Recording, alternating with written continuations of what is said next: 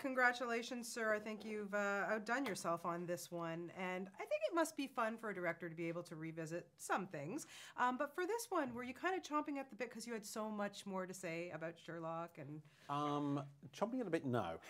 I was enthusiastic, right, but with some reticence because it's nevertheless a significant challenge, right?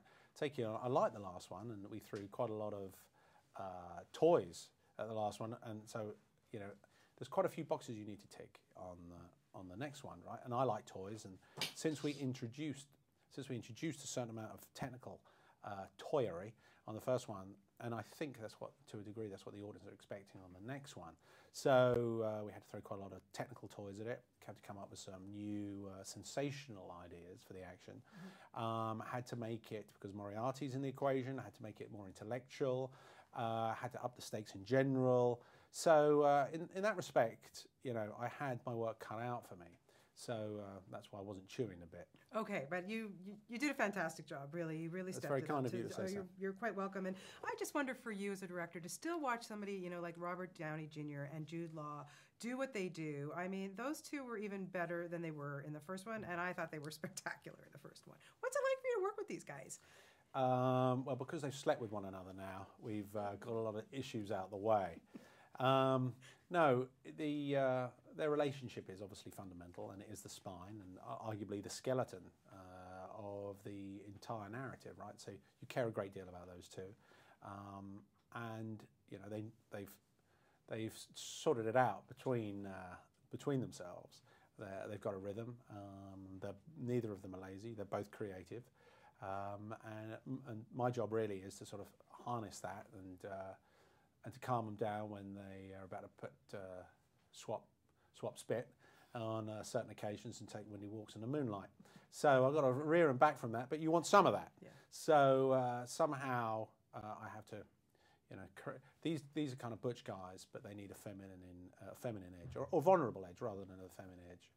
Yeah.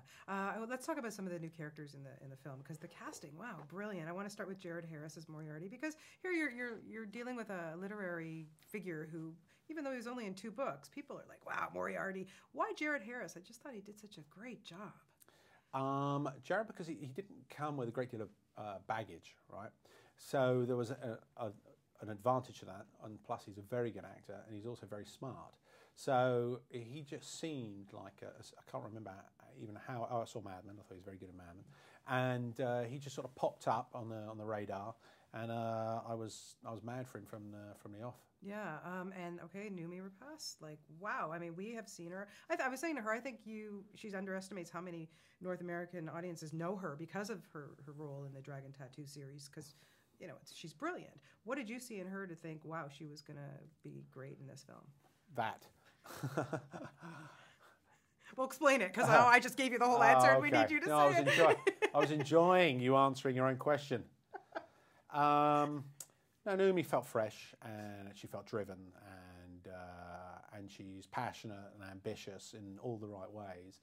So, she's a kind of tour de force in her own right. And as soon as I met her, I felt pretty confident that she'd be the right man for the job. Yeah, and she can kick some butt. Yeah, I mean, she wants to slit people's throats more than she wants to kick people's butts.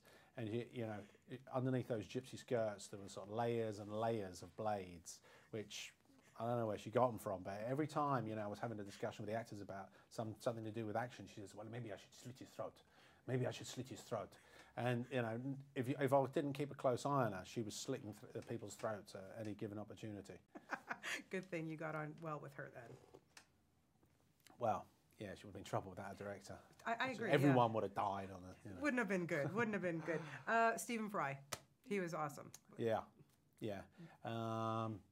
Heavyweight intellectual, very capable.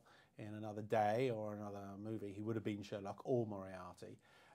Intimidating until he take his clothes off. Well said. And even then, he's quite intimidating.